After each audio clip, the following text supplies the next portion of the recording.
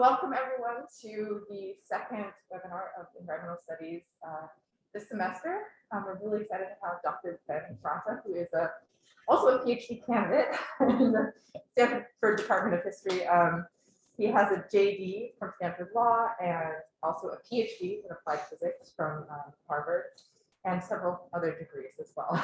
So we're really excited to hear you talk about your work to understand how the fossil fuel industry has changed the trajectory that we see in terms of climate change policy and governance and what that means for the future. I'll give it up to you. Thank you. Thank you very much. It's great to be here. I'm just going to share my screen. Here we go. And I should make this full screen, right? Like this. Wait, is that all right? And if you want a full screen, you can exit out of there. Okay. Go to view and full screen mode, which is also Command L. Oh, nice. There you go. Okay, Right. great. Okay, yeah. So my name is Ben Franta. I study the history of the fossil fuel industry and the history of climate politics more generally. And I'm gonna, is it working? Oh, shoot. I think it's because. Oh, sharing, it says sharing is paused.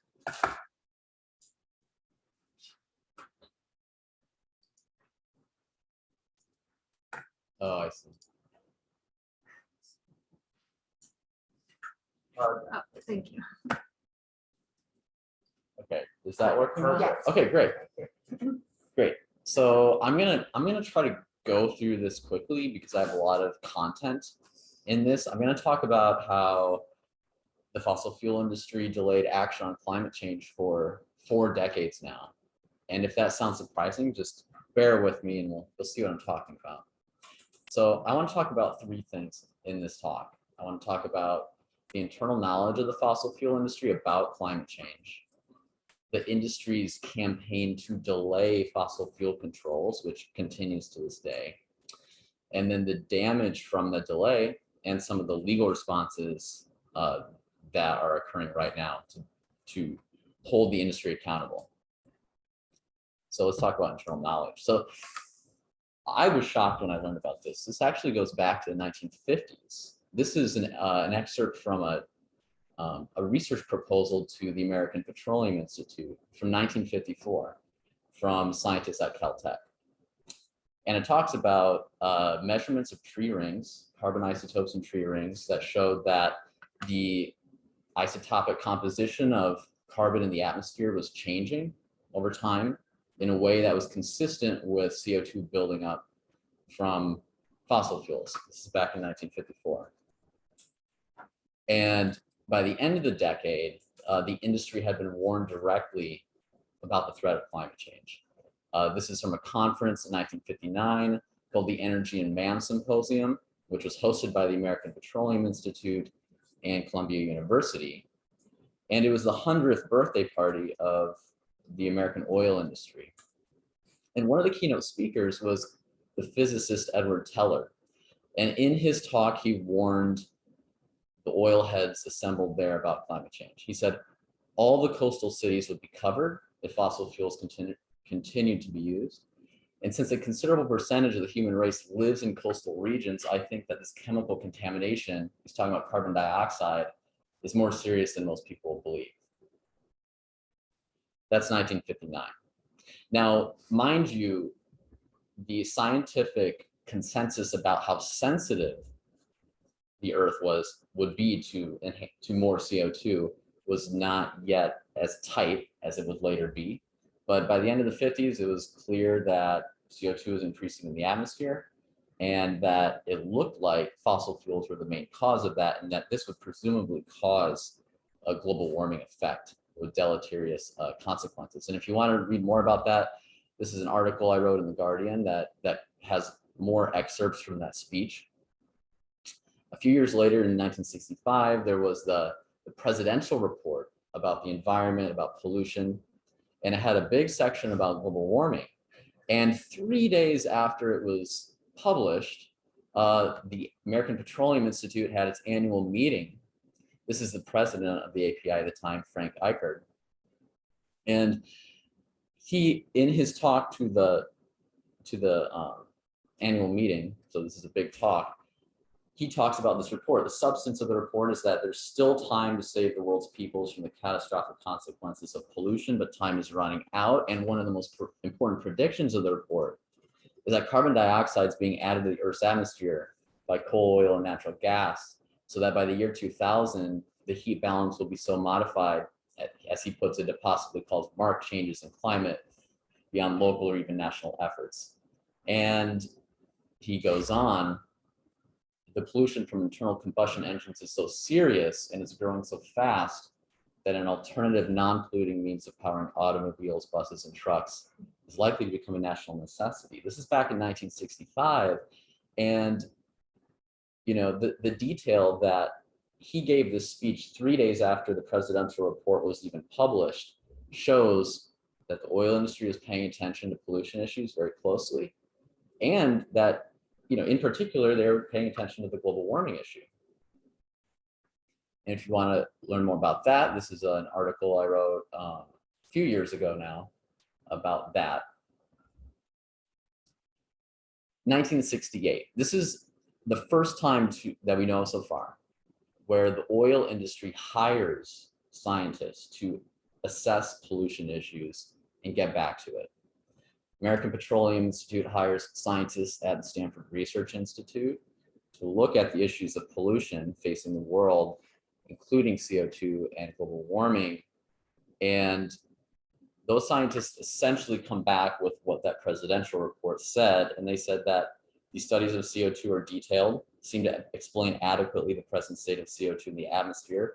What's lacking is an application of these data to air pollution technologies and work towards systems in which CO2 emissions will be brought under control. So already talking about, we need to figure out how to control CO2 concentrations so that they don't build up without limit. And this is one of the most recent finds. This is from Total magazine, 1971. An entire story dedicated to air pollution and climate change in the company's magazine. And I'll just let you read that.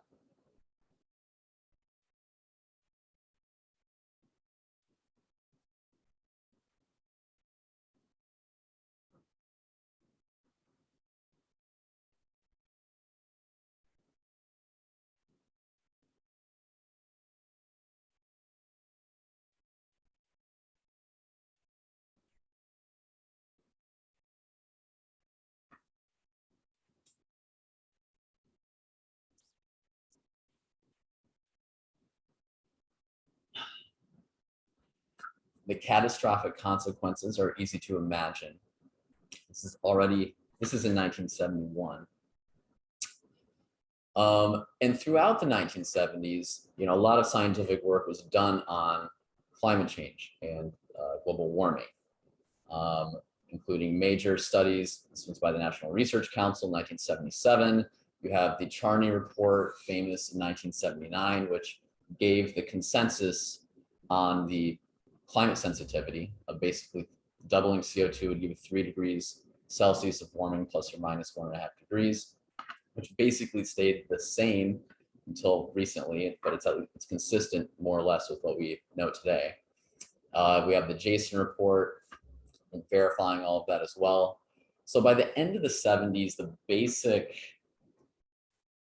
basic building blocks of understanding what causes global warming, how fast is it going to occur, what are some of the consequences of it, they were in place. And groups within the fossil fuel industry began to pay very close attention to the issue. This is a presentation to the board of Exxon from 1977. It gives a prediction about how much global warming is going to occur in the 21st century. You can see here, warming from 1850 to 2050. Here's the amount of warming in degrees Celsius. It shows the range of natural variation and natural undulations in global temperature. indicates that Exxon thought global warming might already have been occurring, but just undetectable because it was within the range of natural variation. And that in the future, you'd have, say, 2, 3, 4 degrees Celsius of warming by 2050, and of course, polar amplification as well, 2 or 3 times the global average in the poles. This was all in 1977, and this was communicated to the board of Exxon. And I'll just let you read that.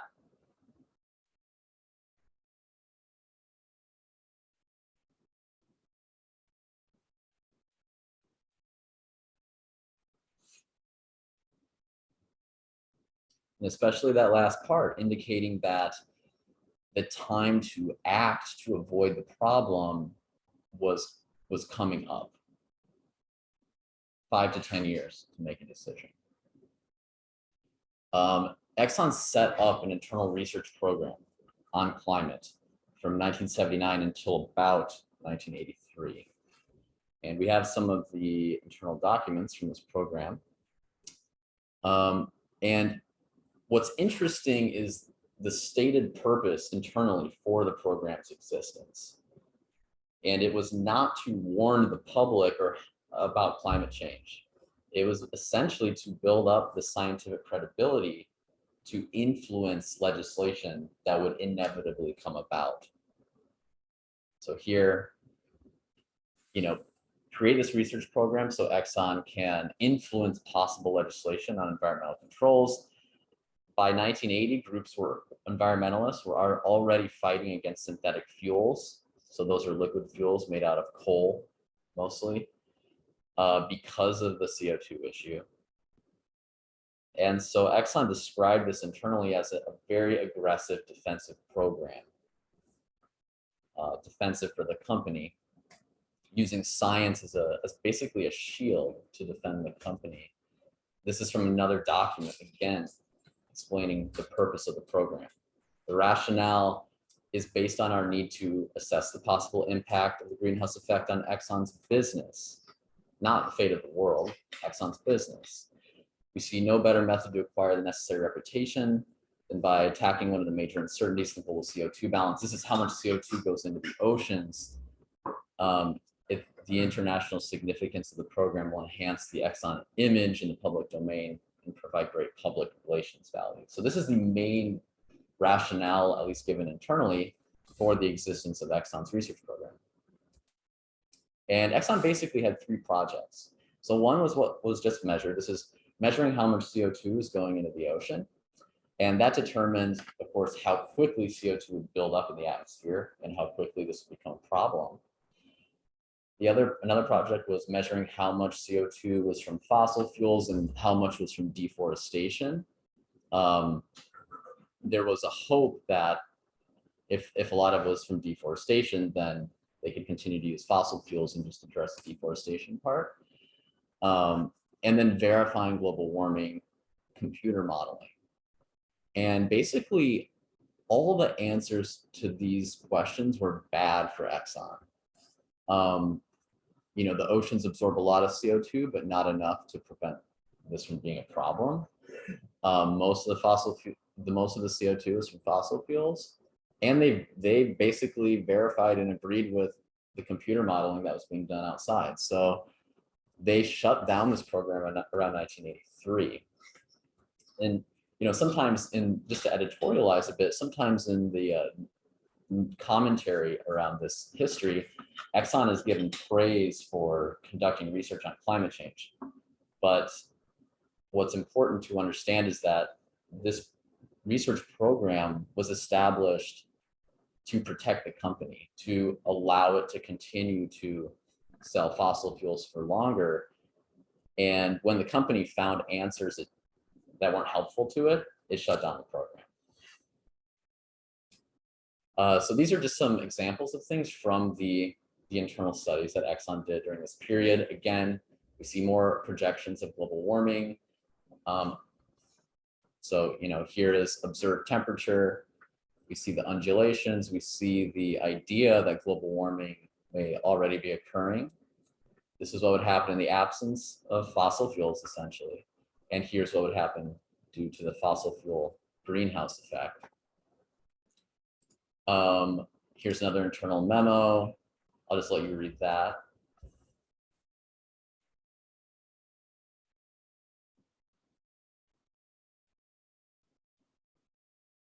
So using language like catastrophic, that it would affect large fractions of the world's population. And this is one of the most interesting documents to me. Just let you read that. This is Exxon considering using carbon capture all the way in 1981. It was technically feasible, and they determined that it just was not economically competitive compared to renewables and efficiency, but ultimately needing renewables to replace fossil fuels. And if you think about how the economic viability of carbon capture has not much improved since then, at least compared to renewables, it kind of reframes a lot of the discussion on carbon capture today. So this is probably the best internal Exxon study. It's from 1982. It sort of brings together everything it had done until that point. And we have this famous plot that projects how much CO2 would build up and how much global warming that would cause over time. So here's the year from 1960 to 2100. On the left side, there's carbon dioxide in the atmosphere in parts per million, and that's this left curve. And Exxon could predict that based on its projections of how much fossil fuel would be produced over time, including from its own business. On the right-hand side is how much global warming that would cause in degrees Celsius, and that's this right-hand curve. There's actually two plots and one on this. And if we compare this to what has happened, and just as an aside, I mean, clearly there's no doubt within Exxon that CO2 is going to cause global warming, and that fossil fuels ultimately are going to cause that. Here's where we are today. So I've got 417 parts per million CO2. I have about 6 extra parts per million to account for increased methane concentrations in the atmosphere, putting us at about 423 or so effectively. And then you got 1.1 degrees Celsius of warming. And we're basically right on. We're like kind of uncannily on what Exxon predicted. We've been moving up this curve for the last 40 years or so. And these are just some excerpts from that report.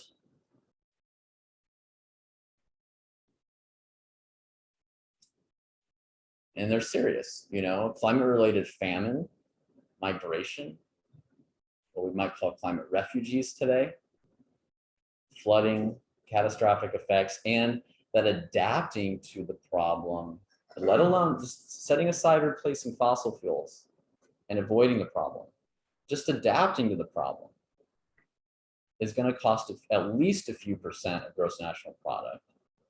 That's hundreds of billions of dollars today. Exxon was not the only one to be studying climate change internally. This is the American Petroleum Institute setting up an internal task force over the same period, 1979 to about 1983. This is just meeting minutes from one of the meetings from 1980.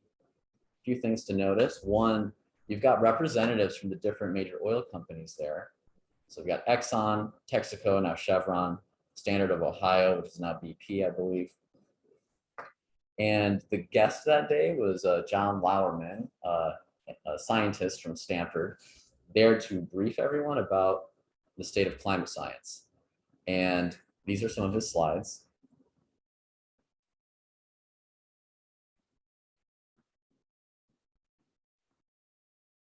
And look at the likely impacts. 1 degree rise, barely noticeable. Then you start to have more, and then predicting globally catastrophic effects within the 21st century. This is with unabated fossil fuel use. Look at this.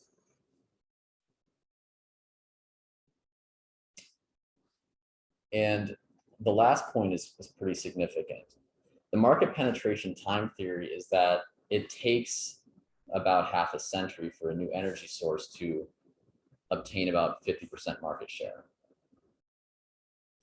So that implied that if the world and the industry wanted to avoid this really catastrophic global warming, then they would need to start acting at that time. They would need to start acting then, around this is in 1980.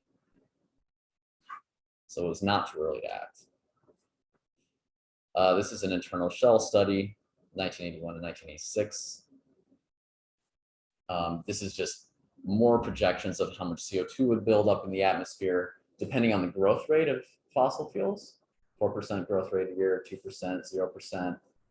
And then the alpha is the airborne fraction, so how much CO2 remains in the atmosphere compared to being taken up by the oceans and the biosphere. But again, 600 parts per million CO2, which is about double pre-industrial. When is that going to happen? And with any sort of growth in fossil fuels, you're going to hit that in the mid-20th century or so, 21st century. Some of the predicted effects.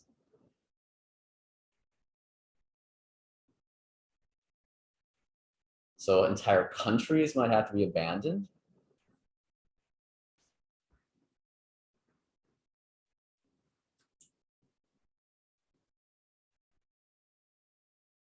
Adaptations would be costly. The changes may be the greatest in recorded history.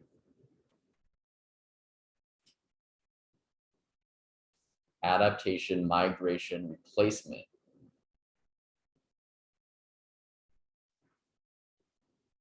Okay. And I think, one aspect of this, the idea that habitability might become more suitable in some parts of the world and less suitable in others.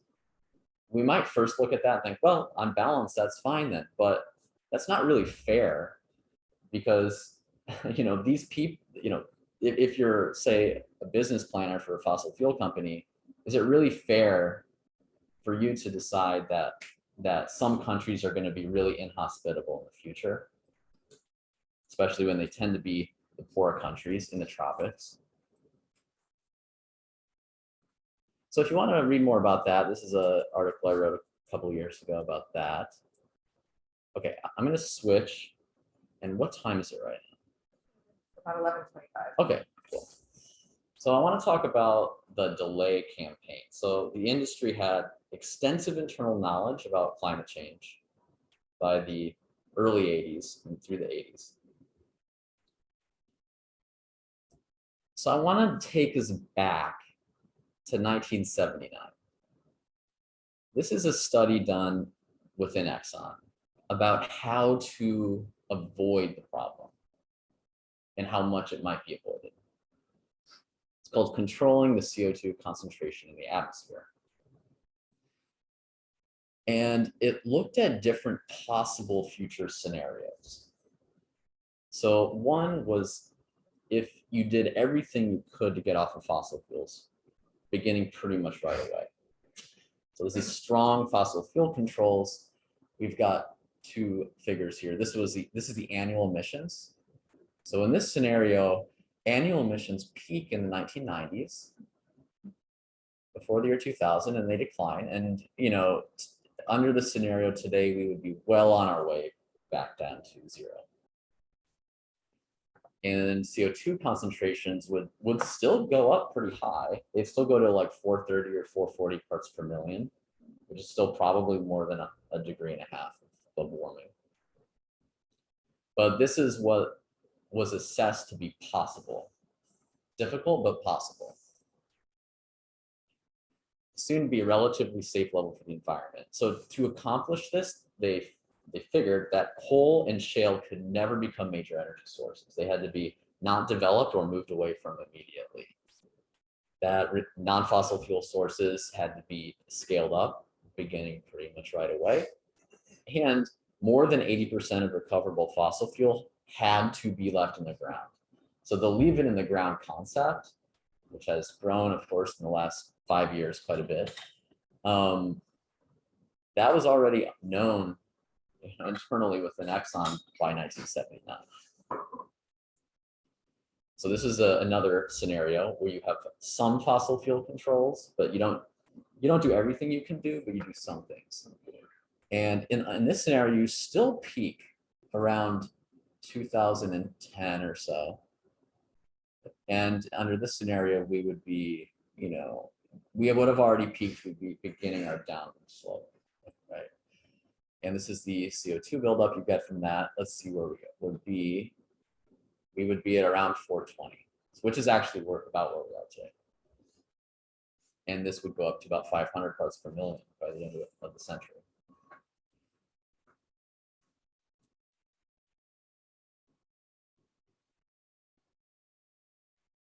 Okay.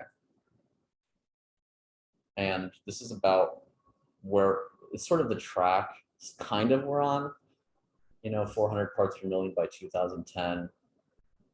Okay. So this is unabated fossil fuel use. This is like if you don't do anything about it. Yeah, emissions continue to rise, as you can see, they don't level out. This puts us around 430 parts per million by 2020 or 2021. And I'll let you form your own conclusion about this, but I think we're kind of on this track, sort of. I mean, we're a little bit lower in terms of concentration today, but I mean, we haven't peaked yet. We're not on a any sort of clear down slope, right? And this is like the worst case scenario in terms of climate change. I mean, we might be doing a little bit better than this, but not by much. And these are the predicted impacts.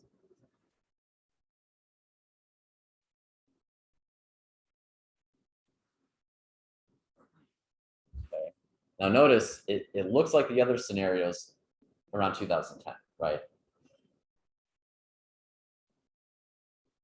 And this is what it would cause. Ocean levels would rise 4 feet. You have, and I'm actually kind of curious as to what the earth scientists think about the last point.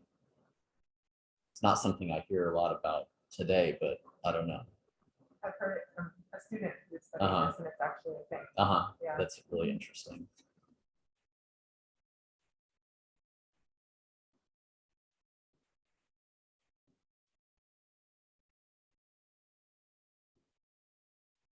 And again, you have that distributional justice aspect there in the last point. Yeah. So when we talk about loss and damage between countries, I mean, this was foreseen by the fossil fuel companies before 1980, that if they continue to market their products and sell them unabated, that entire countries would be severely harmed by this. Okay, so what does the industry do? That's the option space as understood internally by Exxon. What happens? So the very next year, the American Petroleum Institute puts out, I would call it a lobbying pamphlet or a book. It's about what is our energy future, and they promote a huge expansion in coal for synthetic fuels. There's also some false and misleading information in here about climate science. And this is a public-facing communication. So it lobbies for a tripling of coal production worldwide within the next 10 to 20 years. It says this will have no significant damage to the environment. And to back itself up, it references a study done at MIT, but that study was funded and essentially carried out by fossil fuel companies and personnel, although it had the stamp of an MIT business professor on it. And this had an actual effect. So this lobbying from the MIT business professor in this World Coal study and the API led to Carter adopting this basic platform and the G7 adopting it in 1981 to significantly expand global coal production. And if you want to know more about this, I also have an article about that. I think it's the earliest public-facing disinformation about climate change that we know so far. Which journal? This is environmental politics. Okay, thanks. Okay, let's go forward a couple years. So now we're at an IPECA meeting. That's the International Petroleum Industry Environmental Conservation Association. It's in Houston, Texas. It's 1984. And me and my colleagues recently interviewed some former Total, that's a French oil company, executives. And this is the recollection of one of them.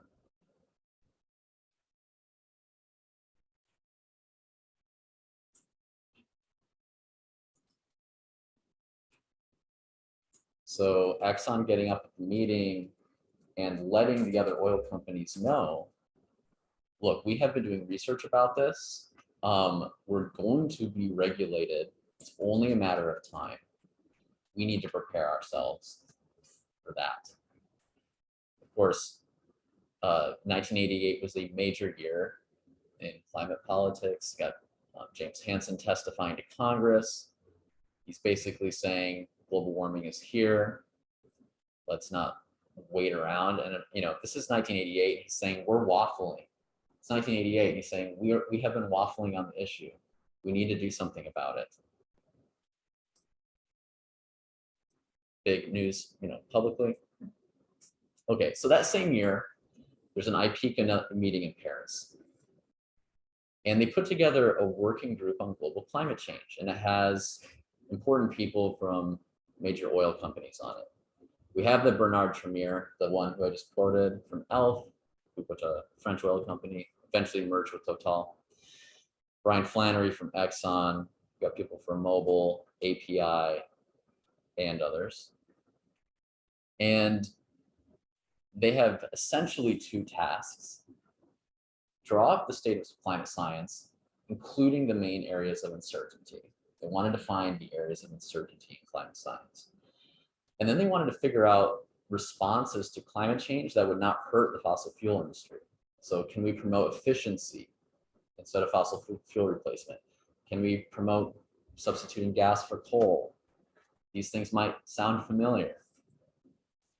And Dwayne Levine, who was the chair of that committee, he was busy formulating strategy for Exxon. And this is a strategy presentation that he gave to the board of Exxon in 1989. And he draws a comparison between the ozone depletion issue and what was going to happen or what's happening with climate. So at the top, if you can't see it, it says, I think, stratospheric ozone or CFC or something like that. And he goes through this timeline. It says in 1974, the atmospheric chemists and physicists, they started to get worried about ozone depletion. And they figured out, okay, it's a growth in chlorofluorocarbons.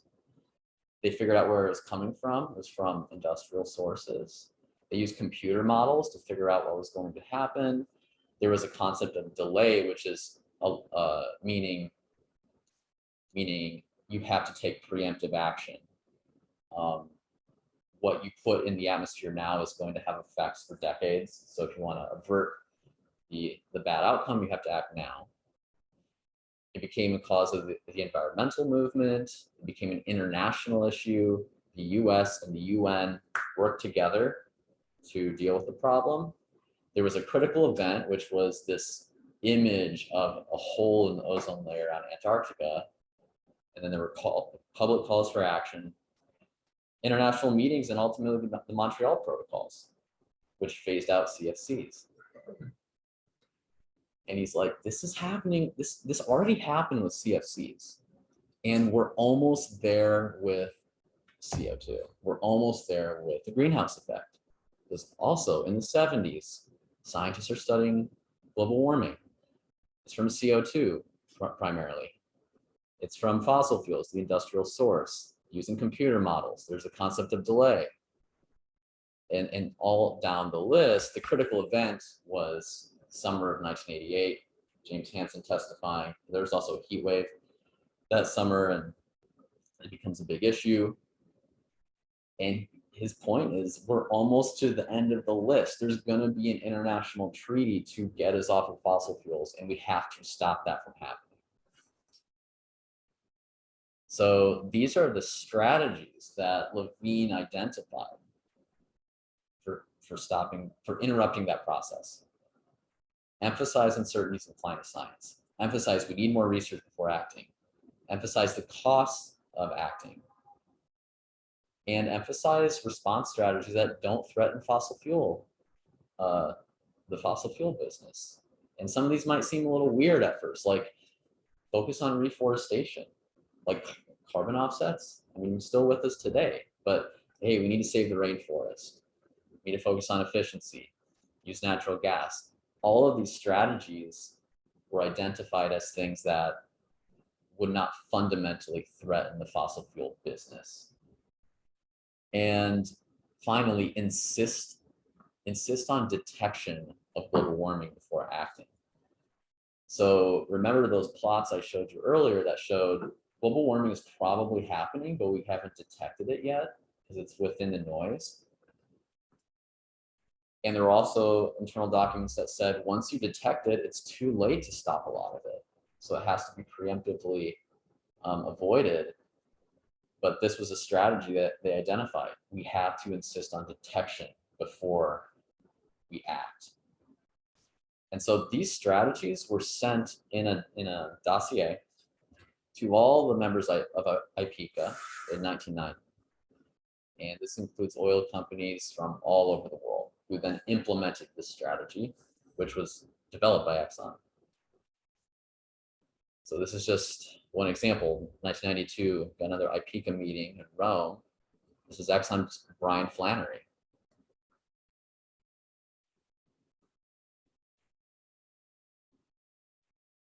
You see him implementing this strategy, saying, well, we're not going to be able to detect it for a decade, so we shouldn't act for a decade. I mean, compare that to the internal modeling done 10 years prior that said, we have to start acting right now if we want to avoid the catastrophic outcomes. And bashing computer models as inherently unreliable, even though obviously Exxon 1 had verified them internally, and 2, obviously, there's nothing inherently unreliable about using computers. And this is what that Bernard Tremere remembered from that time.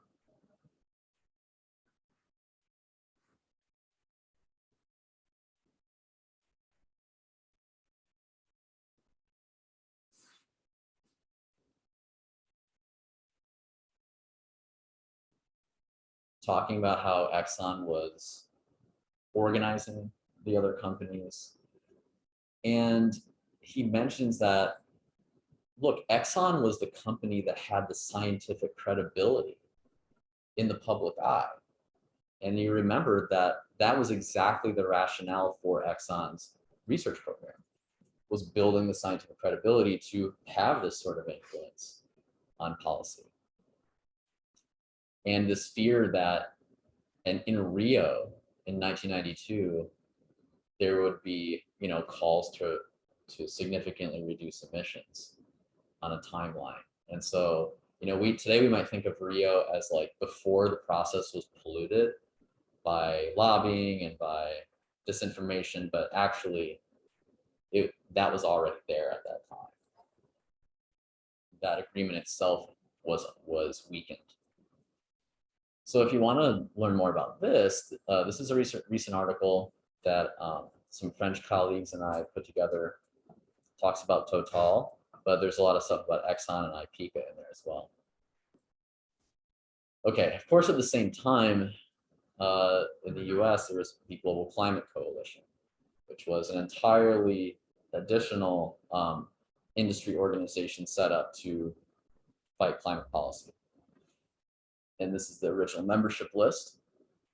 And you've got, a lot of fossil fuel interests in here. You've got oil companies, you've got electric utilities, petrochemical companies, car companies, their trade associations. You have some surprising ones like, I think IBM is on here. Exxon's not on here. And for a long time, that was sort of a mystery. Like, why isn't Exxon on here? I mean, I think we're going to find out more, but it looks like Exxon was busy with IPECA. This is just an example of some of the hardcore climate denial that the Global Climate Coalition put out. Just the exact opposite of what scientists were actually saying. But this is published in places like the Washington Post, I mean, very wide circulation outlets. And they also began implementing the economic prong of that strategy, which was to emphasize the cost of action and ignore the benefits. So from 1991 until the present, it continues. The industry has funded economic studies that inflate the cost and ignore the benefits of climate action. Here's just an interview with one former consultant who did that work.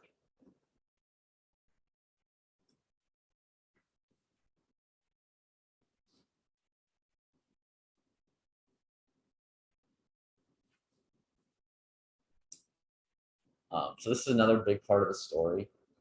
We hear a lot about the scientific merchants of doubt, and in some ways that the emphasized scientific uncertainty was dropped at some point from the overall strategy of delay, but the economic part was not. That continues.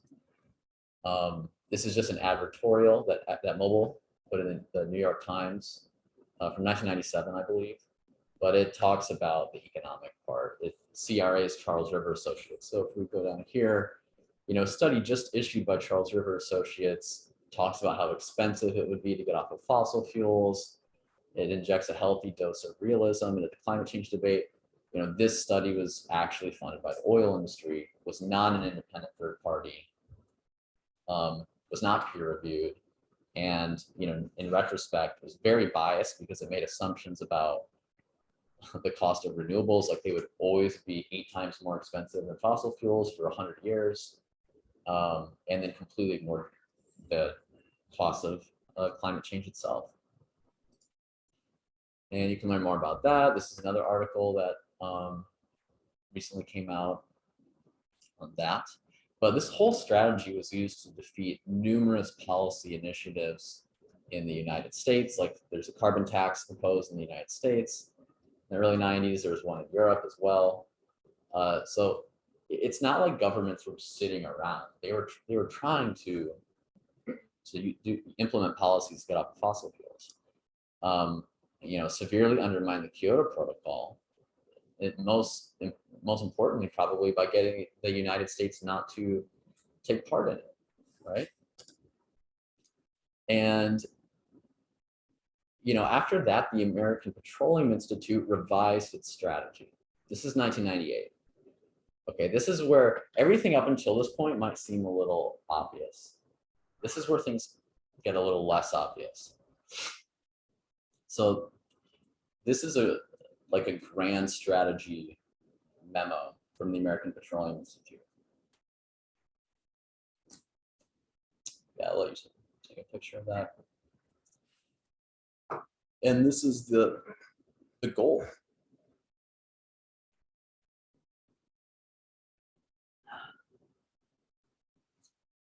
So this plan is to delay climate action essentially indefinitely.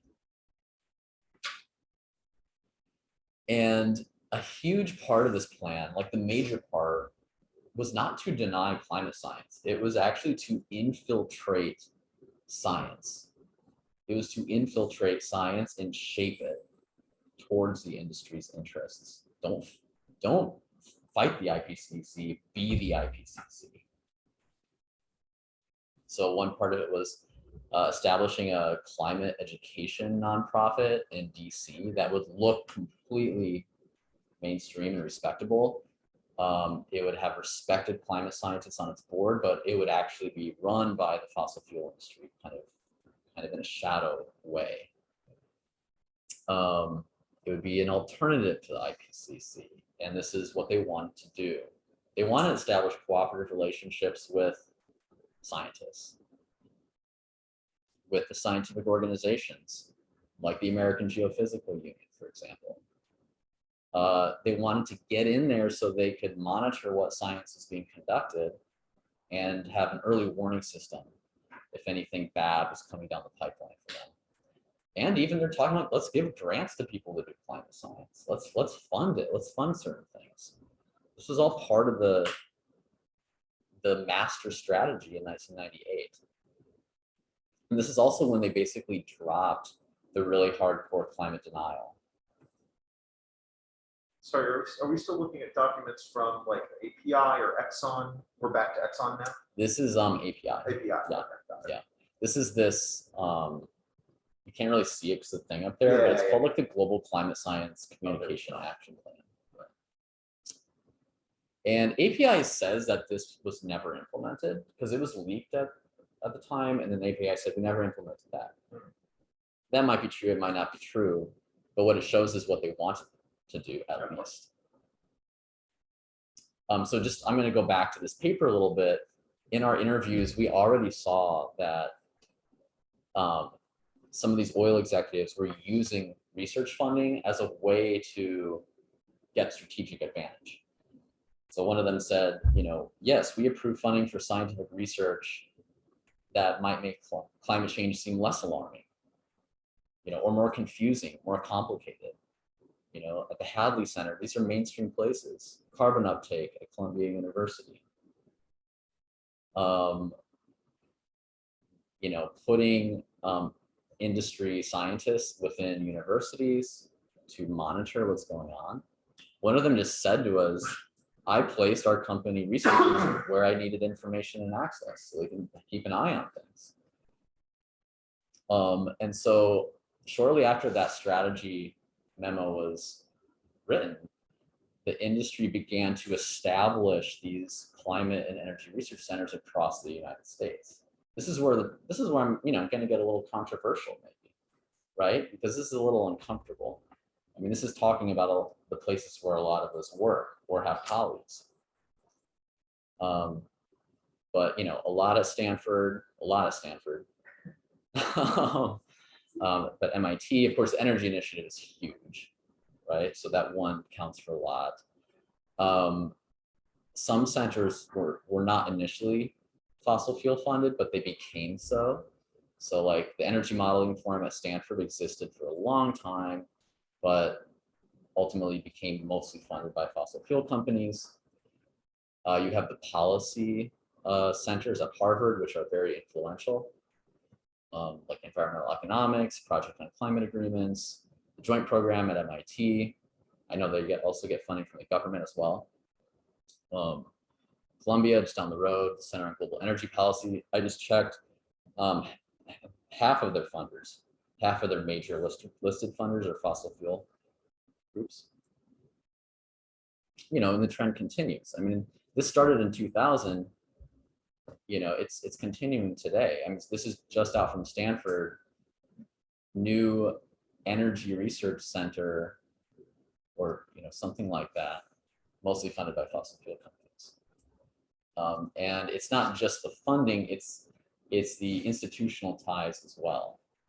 So I just use this as a good example. This is the Consortium for Energy Policy Research at Harvard.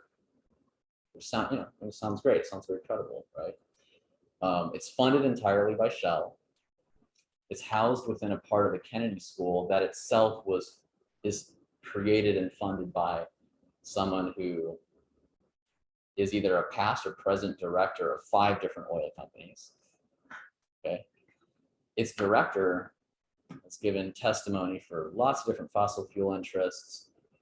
His professorship was created by Apache Corporation, which is an oil and gas company, and Raymond Plank, who founded Apache Corp. Okay, and so on. And he runs another program which is also funded by an oil company. So, you know, it demonstrates the depth to which the oil companies have become confused with the climate research community, and I mean that broadly, not just the science, but the policy formulation.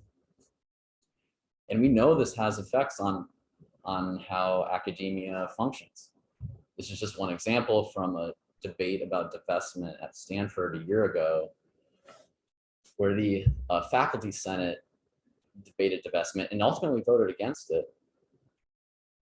And the dean of the School of Earth, who is also a former employee of Chevron and Exxon, openly encouraged the faculty to oppose divestment, saying it would undermine the partnerships with the oil and gas industry they've so successfully cultivated over the years, and they would lose their funding if they voted for divestment. Now, it's like 10 years ago, divestment was like this radical activist movement, right?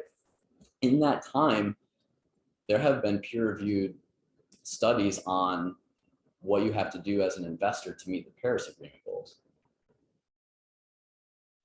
And they find that you have to divest. It's not that surprising, but yeah, investments have to decline. So, you have professors who are like, I'm going to completely ignore, the facts illuminated by this field of research because I don't want to lose my funding from the oil companies. Can I just ask a very quick clarification Yeah. question? I mean, it's a shame that they voted no, but the Senate has no power. Yeah. Actually, do anything. Kind of. Yeah, so they voted no, and then I think a broader faculty group voted yes, because there was a massive hoopla about this whole exchange. Well, it was like a whole meeting where every professor who is funded by the oil industry was like, we can't vote for this because the oil companies are good, they fund my research, they're moving to renewable energy, which is not true. All of these things, and usually that happens, kind of, it's not spoken out loud, right? So this was an example where it was spoken out loud, and Jeff Supran and I have written a little bit about this, and it is somewhat controversial, but I would keep an eye on this topic because I think there's going to be more attention placed on it in the future. It's controversial because you're within academia. Criticizing your fellow academics. Yeah, I think it's controversial because academics, so a lot of academics are funded by oil and gas, and sometimes they take offense, by discussions of this topic because they don't want it to be implied that their integrity is under attack. So I shouldn't use the phrase for academia. No, you should continue to use that. If it's true, you should say it. That's my motto. Okay, so I'm going to talk more about greenwashing, which is, a really visible strategy. And what time is it right now? 11:55. Okay, that's actually good. All right, see the Exxon algae stuff. We got BP. This is from Chevron, and these sort of greenwashing ads again accelerated from 2000 onward with that new strategy.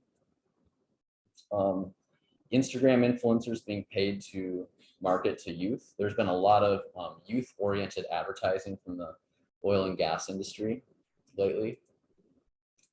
But if you look at how much money they're actually spending in renewables, it's a different story.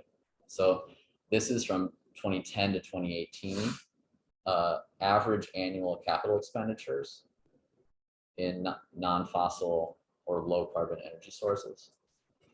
So in the bottom, it's percent. We have 0 to 4%, not a very promising scale. But for Exxon, it's 0.2%. ConocoPhillips doesn't even register on this scale, and even the ones that are spending more are only at a few percent. And this is very different from the impression you get looking at their advertisements. You look at their ads, you think, oh, they're maybe half of their money is in biofuels. They ads for biofuels all the time, and they've continued to spend a lot of money on lobbying against climate policy or to weaken it. This is great work, crucial work by Robert Brule that quantifies this, but finds that 10 times more money has been spent against climate legislation than for it. The blaming the consumer, individualization of responsibility also becomes more prominent after 2000. This is just one from Chevron. I'll finally get a programmable thermostat. Well, and so will we. That's what it says. So it's all about, it's deflecting, it's reframing the entire issue. It's saying it's your fault. You need to, carpool more, and we're on it. We're working on it, and we're the responsible ones. That's the message. While at the same time lobbying against the policies and continuing to pour, 99% of their capex into more fossil fuels. Okay, this is a very short section. Okay, let me just pause. I want to talk about the damage due to that history. So that right now we've been talking about history this entire time. I want to talk about the damage from that and some of the legal responses. So bear with me on this figure, it's going to make sense. So remember when I talked about the different scenarios that Exxon formulated back in 1979?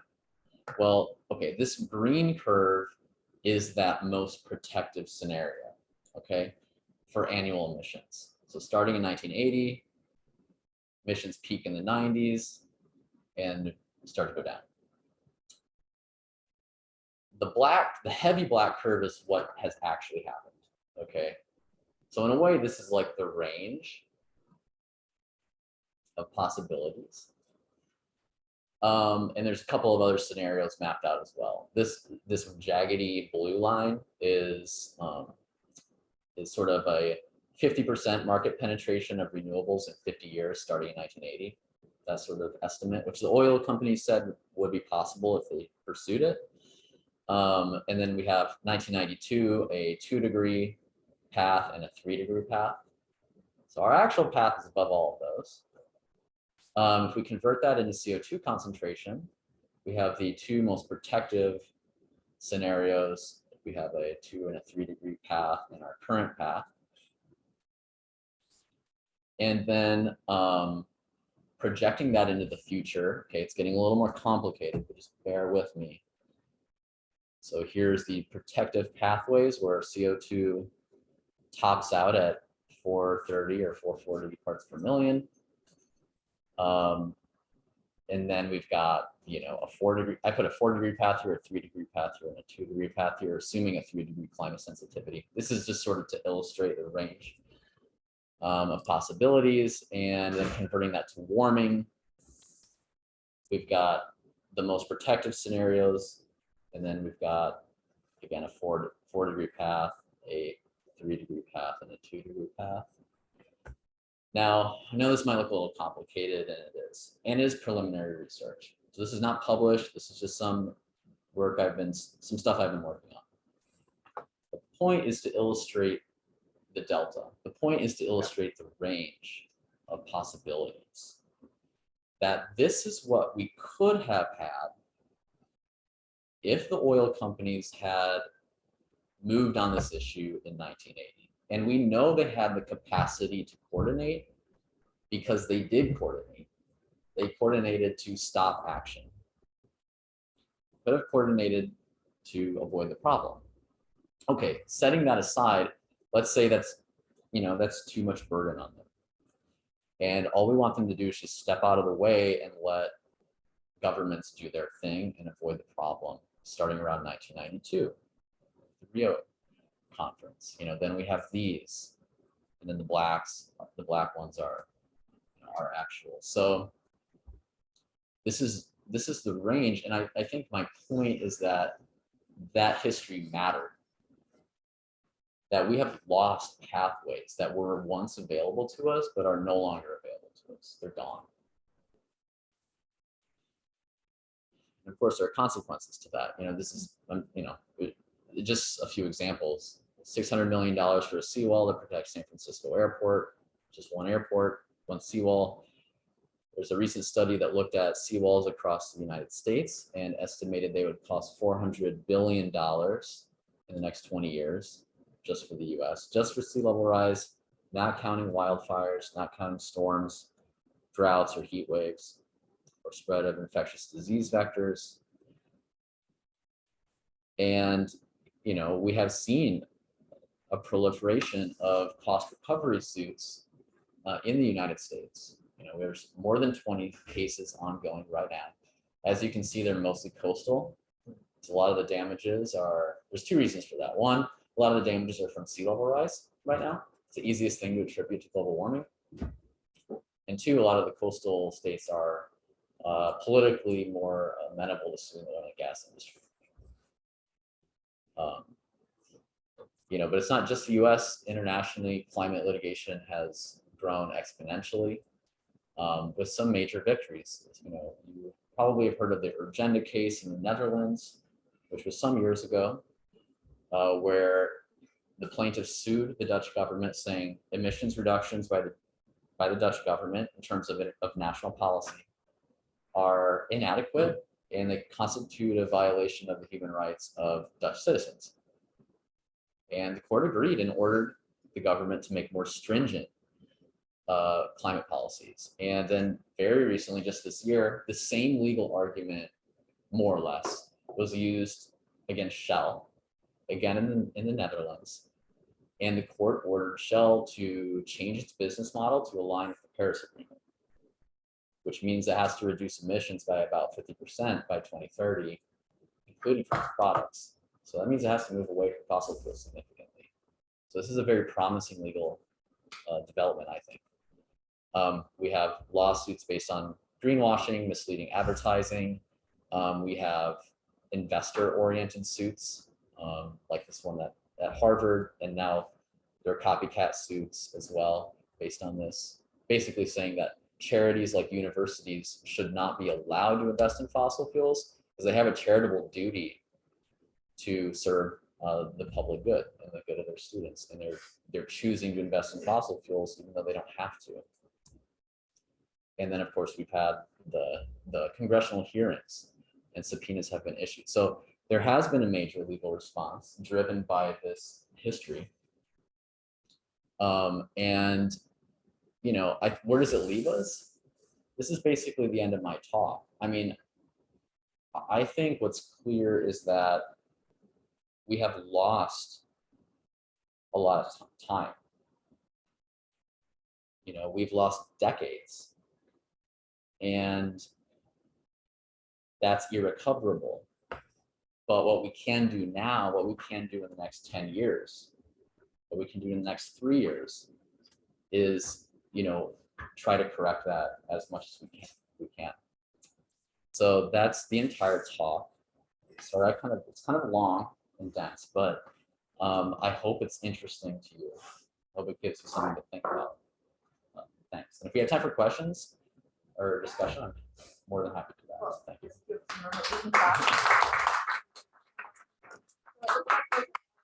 25 people online. Oh, As nice. well as the semester. And there were up to 140 earlier. So we have a lot of questions. And given that all of us are fit to talk to you in person, I'm just going to take the online questions and then you can ask your questions. Okay. So the most upvoted one was, how did you obtain these documents and where can we get them? Are they being used in court proceedings? And I think related to that, there was another question that was asking whether you actually have interviews with some of these people. So yeah, where does the information come from? Yeah, so the information has come from various sources. It's a huge amount of the credit goes to investigative journalists. This story was sort of broken open around 2015 by Neela Banerjee at Inside Climate News and others as well, some at Columbia as well, Los Angeles Times. So, I've only found like a very small sliver, like a fraction of the documents that have been found. So there are many people working on this, and the documents sort of come from wherever they can come from. What I do sometimes is I travel around to university archives and I search through the personal papers of people who used to consult for the oil and gas industry. And sometimes they just have stuff in there. Sometimes they don't, sometimes they do. So that's one way to find them. Interviewing people is another way. And some people are very forthcoming. I mean, I showed that quote from the former consultant who did a lot of that economic work for the oil and gas industry. And, I think we need more people like him who worked with the industry, because a lot of people did.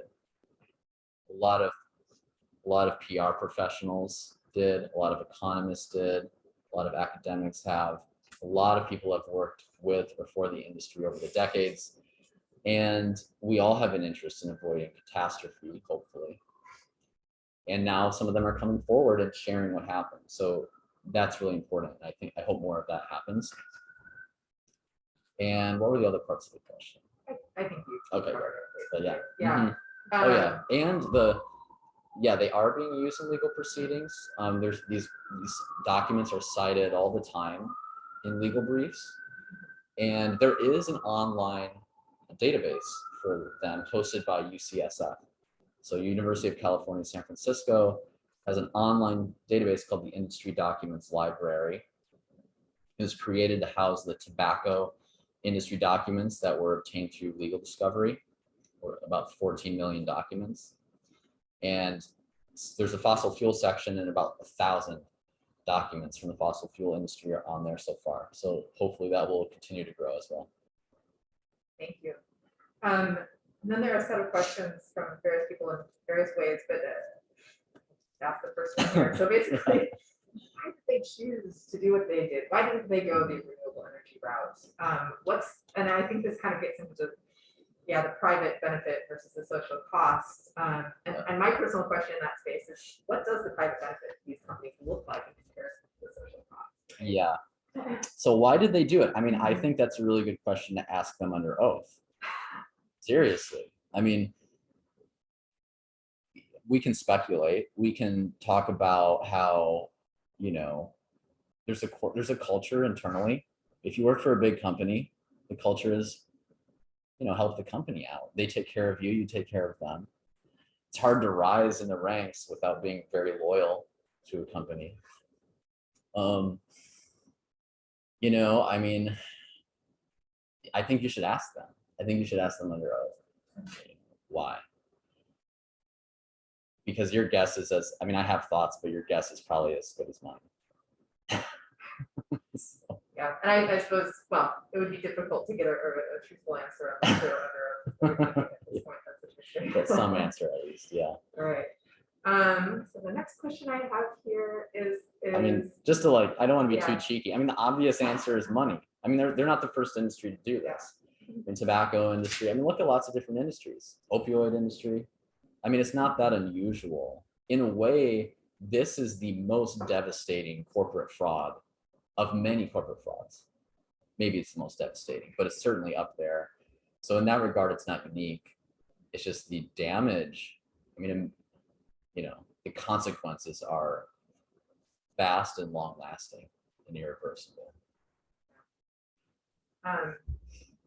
And that gets to so my question was, and maybe this is a question for economists rather than a historian, but what on a order of magnitude, what kind of money did they make from this? Right? Wouldn't it be interesting to calculate the amount of money that accumulated in the fossil fuel industry in your different histories there? Totally. I mean, that itself would be a really interesting research project.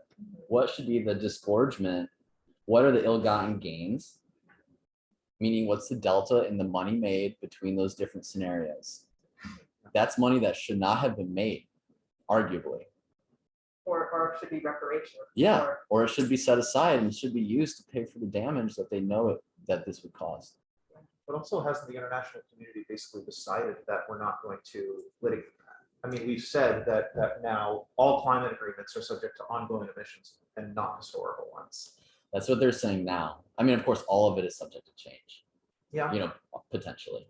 Yeah, So. and fossil fuels involvement and potential involvement in making those kind of present, not past emissions cornerstones of international climate agreements. Totally. That's its own history. Yeah.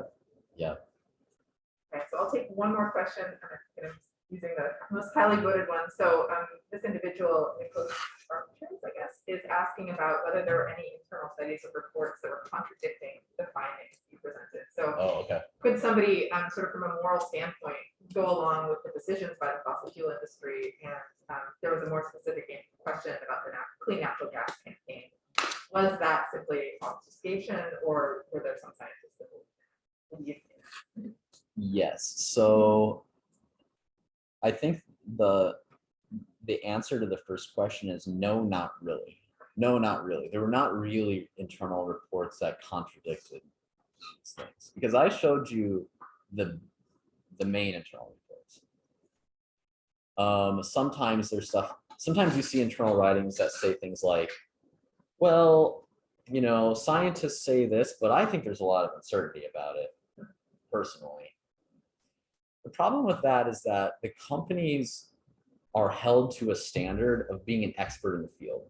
They can't just say, well, I don't believe you, at least legally. You can't just say, well, you know, I just don't agree with you about that. They're supposed to hold the knowledge of an expert in the field. So they can't really sidestep that, I think. And I think there was another part to the question. Yeah, so this is specifically about sort of natural gas, the degree to which it's clean and whether scientists really believe this. I mean, I guess that's in relation to the methane leaks. For sure. It's another really important question. You know, today you see ads that talk about cleaner burning natural gas. So the oil industry is really good at saying a micro fact that's a macro lie, right? It's a misleading micro fact. Sure, it is cleaner burning, but that's ignoring all the methane leakage, right? And so, yeah, another really important research project is to go back and try to understand, what did the oil industry know about methane leakage? You know, there is a literature on methane leakage. It goes back to the 70s, although it gets a lot denser starting in the 90s. And the short answer is that from the very beginning, it was understood that methane was a powerful greenhouse gas and that a significant amount of it leaked during natural gas production and transport and use. And that fact has been systematically downplayed over the decades. So I think that's another area where definitely more research could be done to understand, you know, what did the industry know, either should have known or actually knew about methane leakage. Well, I think with that, we'll wrap it up. Thank you so much. Thanks.